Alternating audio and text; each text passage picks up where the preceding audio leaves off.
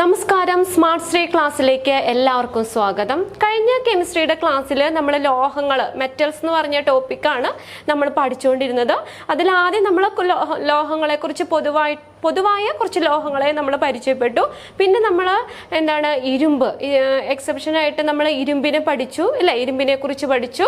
പിന്നെ next mercury പഠിച്ചു, lead പഠിച്ചു. അങ്ങനെ 3 ലോഹങ്ങളെ കുറിച്ച് നമ്മൾ കഴിഞ്ഞ ക്ലാസ്സിൽ ഡീറ്റെയിൽ ആയിട്ട് പഠിച്ചതാണ്. ഏതൊക്കെയാണ്? ഇരുമ്പ്, mercury, lead.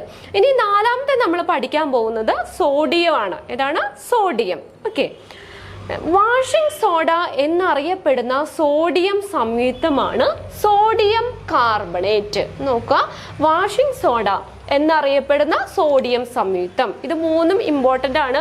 Washing soda, caustic soda, baking soda. ഇത് 3ഉം മാറിപ്പോകും. അപ്പോൾ ഓരോന്നും വളരെ മനസ്സിലാക്കി പഠിക്കുക. ഒന്നാമത്തെ, വാഷിംഗ് സോഡ എന്നറിയപ്പെടുന്ന സോഡിയം സംയുക്തമാണ് സോഡിയം കാർബണേറ്റ്. ഇതാണ് സോഡിയം കാർബണേറ്റ്. ഏതാണ് അതിൻ്റെ കെമിക്കൽ ഫോർമുല? Na2CO3. അതാണ് വാക്യമാണ് Na2CO3, സോഡിയം കാർബണേറ്റ്. ഓക്കെ. അപ്പൊ വാഷിംഗ് സോഡ എന്നറിയപ്പെടുന്ന സോഡിയം സംയുക്തമാണ് sodium carbonate.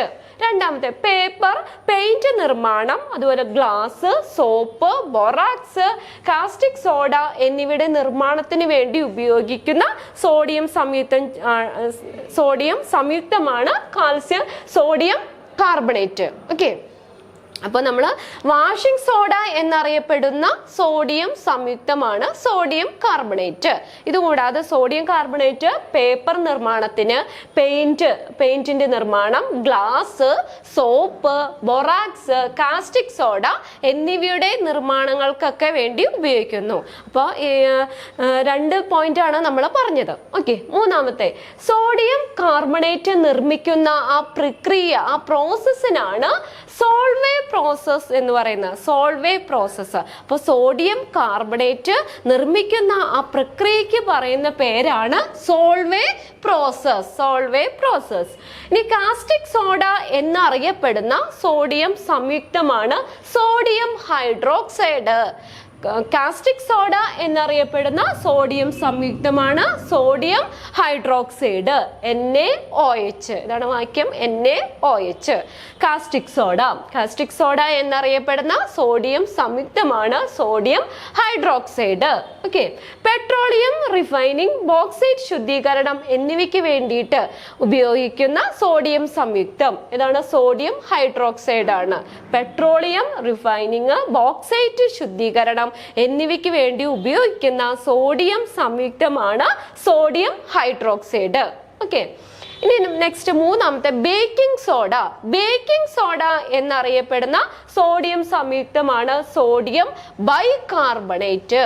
Sodium bicarbonate, NaHCO3, sodium bicarbonate.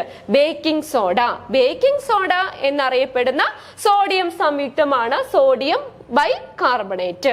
ഒന്നുകൂടെ നോക്കാം. Washing soda sodium carbonate, baking soda sodium bicarbonate, caustic soda sodium hydroxide. Okay. ഇത് 3ഉം ക്ലിയർ ആണല്ലോ. ഇനി നെക്സ്റ്റ്, സ്കിൻ ഇൻഫെക്ഷന് ആന്റിസെപ്റ്റിക് ആയിട്ട് ഉപയോഗിക്കുന്ന സോഡിയം സംയുക്തമാണ് sodium bicarbonate. Okay. Sodium bicarbonate, NaHCO3. അത് എന്തിനാണ്? സ്കിന്നിനൊക്കെ ഇൻഫെക്ഷൻ വരുമ്പോൾ ആന്റിസെപ്റ്റിക് ആയിട്ട് ഉപയോഗിക്കുന്ന സോഡിയം സംയുക്തം സോഡിയം ബൈകാർബണേറ്റ്, NaHCO3. നെക്സ്റ്റ്, അഗ്നിശമനികളിലൊക്കെ ഉപയോഗിക്കുന്ന സോഡിയം സംയുക്തം. ഇതും ഏതാണ്? സോഡിയം ബൈകാർബണേറ്റ് ആണ്. അഗ്നിശമനികളിൽ സ്കിൻ ഇൻഫെക്ഷന് ആന്റിസെപ്റ്റിക് ആയിട്ട് ഉപയോഗിക്കുന്നത് ഇതെല്ലാം ഏതാണ്? Sodium bicarbonate. Sodium bicarbonate. ഇനി ഭക്ഷണ പദാർത്ഥങ്ങൾ കേടുകൂടാതെ സൂക്ഷിക്കുന്ന രാസവസ്തുവാണ് സോഡിയം ബെൻസോയേറ്റ്. Sodium benzoate. ഭക്ഷണ പദാർത്ഥങ്ങളൊക്കെ കേടുവരാതെ സൂക്ഷിക്കുന്നതിന് ഉപയോഗിക്കുന്ന സോഡിയം സംയുക്തമാണ് സോഡിയം ബെൻസോയേറ്റ്. ഇനി വാട്ടർ ഗ്ലാസ് നിർമ്മാണത്തിന് വേണ്ടി ഉപയോഗിക്കുന്ന സോഡിയം സംയുക്തമാണ് സോഡിയം സിലിക്കേറ്റ്. വാട്ടർ ഗ്ലാസ് നിർമ്മാണത്തിന് വേണ്ടി ഉപയോഗിക്കുന്ന സോഡിയം സംയുക്തം ഏതാണ്? Sodium silicate.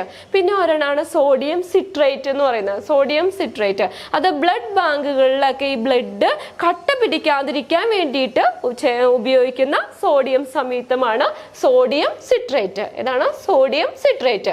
ബ്ലഡ് ബാങ്കുകളിലൊക്കെ രക്തം കട്ട പിടിക്കാതിരിക്കാൻ ചേർക്കുന്ന ഒരു രാസവസ്തു. ഓക്കെ, ബ്ലഡ് ബാങ്കുകളിൽ രക്തം കട്ട പിടിക്കാതിരിക്കാൻ ചേർക്കുന്ന ഒരു രാസവസ്തുവാണ് sodium citrate. Sodium citrate. Water glass നിർമ്മാണത്തിന് ഉപയോഗിക്കുന്ന സോഡിയം സംയുക്തം സോഡിയം സിലിക്കേറ്റ്. ഭക്ഷണ പദാർത്ഥങ്ങൾ കേടുകൂടാതെ സൂക്ഷിക്കാൻ ഉപയോഗിക്കുന്ന രാസവസ്തുവാണ് സോഡിയം ബെൻസോയേറ്റ്. Sodium benzoate. അപ്പൊ നമ്മൾ സോഡിയം ആണ് പറഞ്ഞത്. ഇനി നെക്സ്റ്റ് അടുത്തത് അഞ്ചാമത്തെ ലോഹം കാൽസ്യമാണ് നമ്മൾ പഠിക്കാൻ പോകുന്നത്. കാൽസ്യത്തിന്റെ ഇമ്പോർട്ടൻ്റ് ആയിട്ട് 3 ഇതാ പഠിക്കുന്നത്. നമ്മൾ കാൽസ്യം ഓക്സൈഡിനെ കുറിച്ച് പഠിക്കാനുണ്ട്, calcium carbonate, next calcium carbonate, പിന്നെ മൂന്നാമത്തെ calcium hydroxide. Okay, calcium oxide CaO. എന്താണ് അതിന്റെ chemical formula? CaO, calcium oxide. ഒന്നാമത് ഫസ്റ്റ് നമ്മൾ സിമെന്റ് നിർമ്മാണത്തിൽ ചേർക്കുന്ന പ്രാഥമിക വസ്തുവാണ് ഏത്? Calcium oxide. സിമെന്റ് നിർമ്മാണത്തിന് ചേർക്കുന്ന പ്രാഥമിക വസ്തുവാണ് calcium oxide, CaO, calcium oxide. Sodium carbonate, caustic soda എന്നിവയുടെ നിർമ്മാണത്തിന് വേണ്ടി ഉപയോഗിക്കുന്ന കാൽസ്യം സംയുക്തം അത് ചോദിച്ചാലും കാൽസ്യം ഓക്സൈഡ് ആണ്. ഏതൊക്കെയാണ്? സോഡിയം കാർബണേറ്റ്, കാസ്റ്റിക് സോഡ നിർമ്മാണം എന്നിവയുടെ നിർമ്മാണത്തിന് വേണ്ടി ഉപയോഗിക്കുന്ന കാൽസ്യം സംയുക്തം. കാൽസ്യം സംയുക്തം ഏതാണ്? കാൽസ്യം ഓക്സൈഡ് ആണ്, കാൽസ്യം ഓക്സൈഡ്. പിന്നെ ഇത് ഇമ്പോർട്ടൻ്റ് ആണ്, പ്രീവിയസ് ഇയറിൽ ചോദിച്ചിട്ടുള്ളതാണ്. Quick lime, QUICK, quick lime എന്നറിയപ്പെടുന്ന കാൽസ്യം സംയുക്തം ഏതാണ്? Calcium oxide. ക്വിക്ക് ലൈം എന്നറിയപ്പെടുന്ന കാൽസ്യം സംയുക്തമാണ് കാൽസ്യം ഓക്സൈഡ്. അപ്പൊ കാൽസ്യം ഓക്സൈഡിനെ കുറിച്ച് നമ്മൾ 3 പോയിന്റ് ആണ് പറഞ്ഞത്. ഒന്നാമത് എന്താണ്? സിമെന്റ് നിർമ്മാണത്തിലെ പ്രാഥമിക വസ്തു സോഡിയം കാർബണേറ്റ്, കാസ്റ്റിക് സോഡ എന്നിവയുടെ നിർമ്മാണത്തിന് ഉപയോഗിക്കുന്ന കാൽസ്യം സംയുക്തം ക്വിക്ക് ലൈം എന്നറിയപ്പെടുന്ന കാൽസ്യം സംയുക്തമാണ് കാൽസ്യം ഓക്സൈഡ്. ഓക്കെ, ഇനി നെക്സ്റ്റ് കാൽസ്യം കാർബണേറ്റ്. അതിന്റെ ഫോർമുല എന്താണ്? CaCO3, calcium carbonate, calcium carbonate. Limestone, chalk, അതുപോലെ മാർബിൾ എന്നിവയൊക്കെ ഇതിന്റെ കാൽസ്യം കാർബണേറ്റിന്റെ രൂപങ്ങളാണ്. അപ്പൊ കാൽസ്യം കാർബണേറ്റിന്റെ പല രൂപങ്ങളാണ് ഏത്? ലൈംസ്റ്റോൺ എന്ന് പറയുന്നത്. പിന്നെ അതുപോലെ ചോക്ക്, മാർബിൾ എന്നിവയൊക്കെ ഈ കാൽസ്യം കാർബണേറ്റിന്റെ രൂപങ്ങളാണ്. അപ്പൊ നമുക്ക് ചോദിക്കാം, ലൈംസ്റ്റോൺ എന്നറിയപ്പെടുന്ന കാൽസ്യം സംയുക്തം ഏതാണ്? കാൽസ്യം കാർബണേറ്റ്, കാൽസ്യം കാർബണേറ്റ് ആണ്. ഇനി അടുത്ത ചൂയിങ്കം, അതുപോലെ പവിഴപ്പുറ്റുകളുടെ നിർമ്മാണം, അതുപോലെ മുട്ടത്തോട് ഇതിന്റെയൊക്കെ നിർമ്മാണത്തിന് വേണ്ടി ഉപയോഗിക്കുന്ന ഒരു കാൽസ്യം സംയുക്തമാണ് കാൽസ്യം കാർബണേറ്റ്. ഏതൊക്കെയാണ്? ചൂയിങ്ക നിർമ്മാണത്തിന്, പവിഴപ്പുറ്റുകളൊക്കെ നിർമ്മിക്കാനായിട്ട്, പിന്നെ മുട്ടത്തോടുകൾ എന്നിവയുടെയൊക്കെ നിർമ്മാണത്തിന് ഉപയോഗിക്കുന്ന ഒരു കാൽസ്യം സംയുക്തമാണ് കാൽസ്യം കാർബണേറ്റ്, CaCO3. ഇവിടെ നിർമ്മാണത്തിന് വേണ്ടി ഉപയോഗിക്കുന്ന ഒരു കാൽസ്യം സംയുക്തം ഏതാണ്? Calcium carbonate. പിന്നെ അടുത്ത അന്റാസിഡ്, ANTACID, അന്റാസിഡ് ആയി ഉപയോഗിക്കുന്നു. അന്റാസിഡ് എന്ന് പറഞ്ഞാൽ എന്താണ്? Is a substance which neutralise the stomach acidity. Stomach അസിഡിറ്റിനെ ന്യൂട്രലൈസ് ചെയ്യാൻ വേണ്ടി ഉപയോഗിക്കുന്ന ഒരു കെമിക്കൽ സബ്സ്റ്റൻസ് ആണ് അന്റാസിഡ് എന്ന് പറയുന്നത്. അപ്പോൾ അന്റാസിഡ് ആയിട്ട് ഉപയോഗിക്കുന്ന ഒരു കാൽസ്യം സംയുക്തം ഏതാണ്? Calcium carbonate. അപ്പോൾ കാൽസ്യം കാർബണേറ്റിന്റെ നമ്മൾ പോയിന്റ്സ് ഏതൊക്കെ പറഞ്ഞത്? ലൈംസ്റ്റോൺ, ചോക്ക്, മാർബിൾ എന്നിവയൊക്കെ ഈ കാൽസ്യം കാർബണേറ്റിന്റെ രൂപങ്ങളാണ്. പിന്നെ ചൂയിങ്കം, പവിഴപ്പുറ്റുകൾ, മുട്ടത്തോട് നിർമ്മാണം എന്നിവയ്ക്കൊക്കെ വേണ്ടി ഉപയോഗിക്കുന്ന കാൽസ്യം സംയുക്തമാണ്. പിന്നെ അന്റാസിഡ് ആയിട്ട് ഉപയോഗിക്കുന്ന കാൽസ്യം സംയുക്തം ഇതൊക്കെ ഏതാണ്? കാൽസ്യം കാർബണേറ്റ് ആണ്. പിന്നെ മൂന്നാമതാണ് കാൽസ്യം ഹൈഡ്രോക്സൈഡ്. ഇതാണ് കാൽസ്യം ഹൈഡ്രോക്സൈഡ്. ഏതാ ഫോർമുല? CaOH twice. ഇതാണ് കാൽസ്യം ഹൈഡ്രോക്സൈഡ്, കാൽസ്യം ഹൈഡ്രോക്സൈഡ്. നോക്കാം, milk of lime, slaked lime എന്നീ പേരുകളിൽ അറിയപ്പെടുന്നത് ഏതാണ്? Calcium hydroxide. Milk of lime എന്ന പേരിൽ അറിയപ്പെടുന്നത് ഏതാണ്? Calcium hydroxide. അതുപോലെ തന്നെ സ്ലേക്കട്ട് ലൈം എന്നറിയപ്പെടുന്നത് ഏതാണ്? Calcium hydroxide. അപ്പൊ first point milk of lime, slaked lime എന്നീ പേരുകളിലൊക്കെ അറിയപ്പെടുന്ന കാൽസ്യം സംയുക്തം ഏതാണ്? കാൽസ്യം ഹൈഡ്രോക്സൈഡ് ആണ്. കെട്ടിട നിർമ്മാണത്തിന് ഉപയോഗിക്കുന്ന മോട്ടാർ തയ്യാറാക്കുന്നതിന് വേണ്ടിയിട്ട് ഉപയോഗിക്കുന്ന കാൽസ്യം സംയുക്തം, കെട്ടിട നിർമ്മാണത്തിന് ഉപയോഗിക്കുന്ന മോർട്ടാർ തയ്യാറാക്കുന്നതിന് വേണ്ടിയിട്ട് ഉപയോഗിക്കുന്ന ഒരു കാൽസ്യം സംയുക്തമാണ് കാൽസ്യം ഹൈഡ്രോക്സൈഡ്.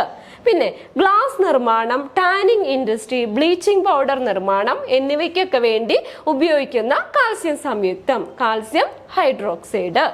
നെക്സ്റ്റ് വൈറ്റ് വാഷിൽ ഉപയോഗിക്കുന്ന, വൈറ്റ് വാഷ് ചെയ്യാറുണ്ടല്ലോ നമ്മൾ, അപ്പം വൈറ്റ് വാഷിലൊക്കെ ചേർക്കുന്ന, വൈറ്റ് വാഷിൽ ഉപയോഗിക്കുന്ന ഒരു കാൽസ്യം സംയുക്തം ആണ് കാൽസ്യം ഹൈഡ്രോക്സൈഡ്.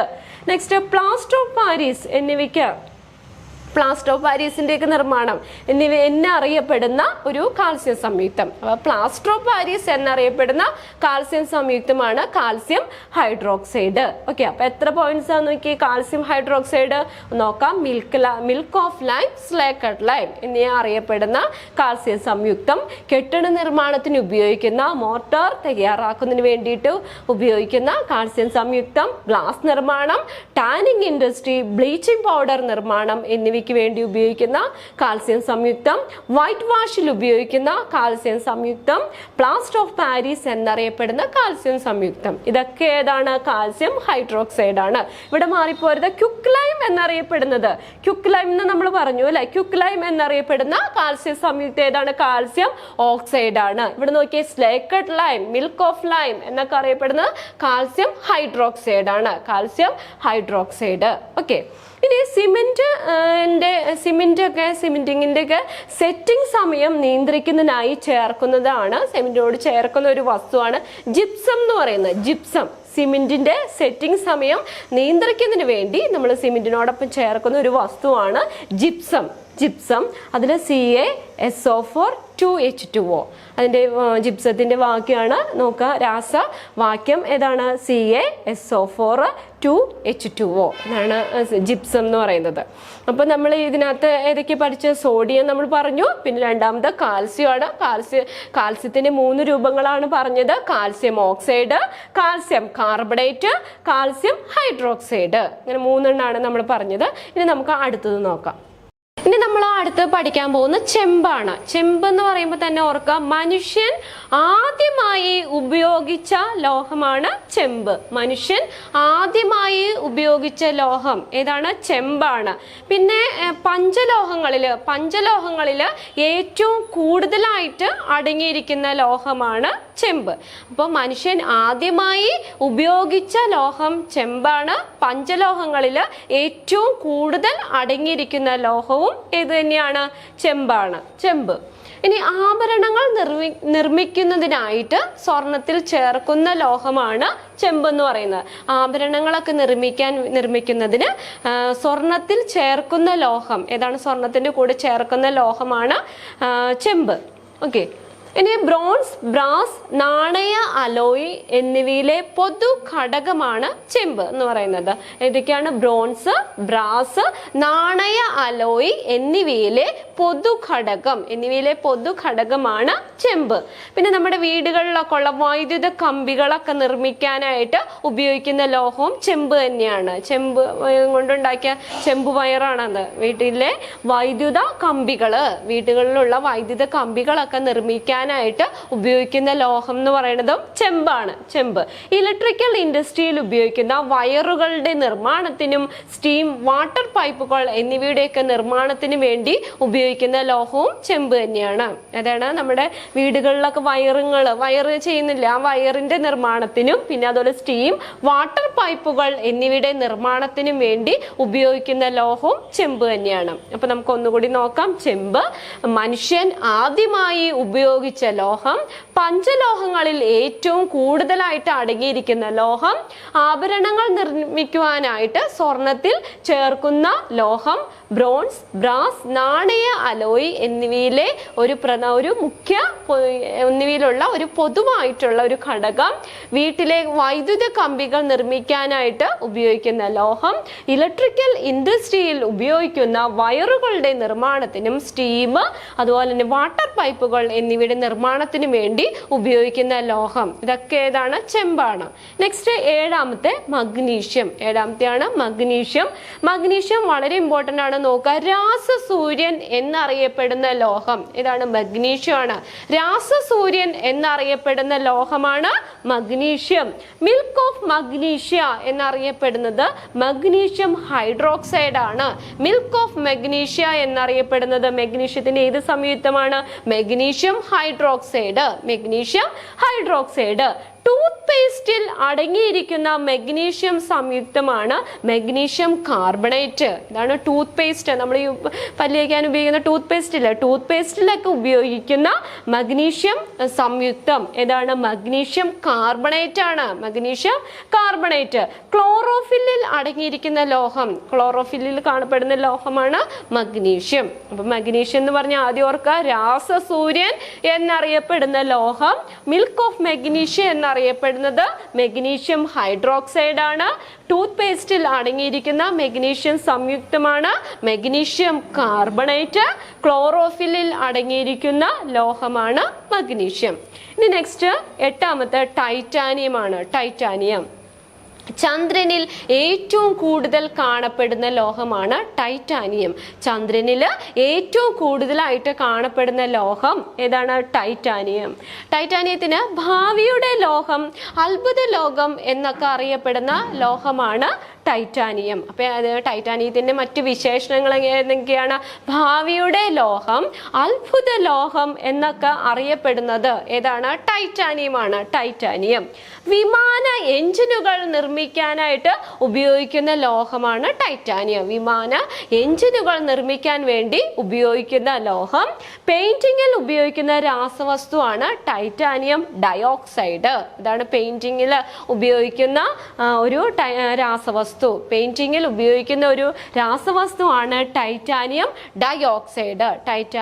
ഡയോക്സൈഡ്. അപ്പൊ നമ്മൾ ഇതുവരെയും എത്രയാണ്? 8 ലോഹങ്ങളാണ് നമ്മൾ പരിചയപ്പെട്ടത്. 8 ലോഹങ്ങളെ കുറിച്ച് പറഞ്ഞു. പിന്നെ അതുകൂടാതെ നമ്മൾ ക്ലാസ് സ്റ്റാർട്ട് ചെയ്തപ്പോൾ തന്നെ കുറച്ച് ലോഹങ്ങളെ പൊതുവായിട്ട്, ഇതെന്ന് വെച്ചാൽ ഒരുപാട് ഞാൻ പറഞ്ഞതാണ്, ഒരുപാട് വൺ വേർഡ്സ് ക്വസ്റ്റ്യൻ വരുന്ന ഒരു ഭാഗമാണ് മെറ്റൽസ് എന്ന് പറഞ്ഞത്. അപ്പോൾ ഇന്നത്തെ ക്ലാസ്സിൽ നമ്മൾ ഏതൊക്കെയാണ് പഠിച്ചത്? സോഡിയം. ആദ്യം നമ്മൾ സോഡിയം പഠിച്ചു. സോഡിയത്തിന്റെ സംയുക്തങ്ങൾ ഇമ്പോർട്ടൻ്റ് ആയിട്ടുള്ള കുറച്ച് നമ്മൾ നോക്കി. പിന്നെ അതുപോലെ തന്നെ നെക്സ്റ്റ് നമ്മൾ കാൽസ്യം ആണ് പഠിച്ചത്. കാൽസ്യത്തിന്റെ കാൽസ്യം ഓക്സൈഡ്, പിന്നെ കാൽസ്യം കാർബണേറ്റ്, കാൽസ്യം ഹൈഡ്രോക്സൈഡ്, ഇങ്ങനെ 3 സെപ്പറേറ്റ് ചെയ്ത് തന്നെ കാൽസ്യം സംയുക്തങ്ങൾ നമ്മൾ പഠിച്ചു. പിന്നെ നെക്സ്റ്റ് നമ്മൾ പഠിച്ചതാണ് ഏത്? ചെമ്പ്, പിന്നെ മഗ്നീഷ്യം, ലാസ്റ്റ് 8ാമത്തെ നമ്മൾ പഠിച്ചത് ടൈറ്റാനിയം എന്നീ ലോഹങ്ങളാണ് നമ്മൾ പഠിച്ചത്. അപ്പോൾ ഇന്നത്തെ ക്ലാസ്സിൽ പഠിപ്പിച്ചതൊക്കെ നിങ്ങൾക്ക് മനസ്സിലായി എന്ന് വിശ്വസിക്കുന്നു. ഓക്കെ, അപ്പോൾ എല്ലാവരും ക്ലാസ് ഒക്കെ കണ്ടിന്യൂ ചെയ്ത് ക്ലാസ് കാണുക, നോട്ട്സ് ഒക്കെ കറക്റ്റ് ആയിട്ട് എഴുതിയെടുക്കുക, എക്സാമിന് വേണ്ടിയിട്ട് നന്നായിട്ട് പ്രിപ്പയർ ചെയ്യുക. Okay, thank you.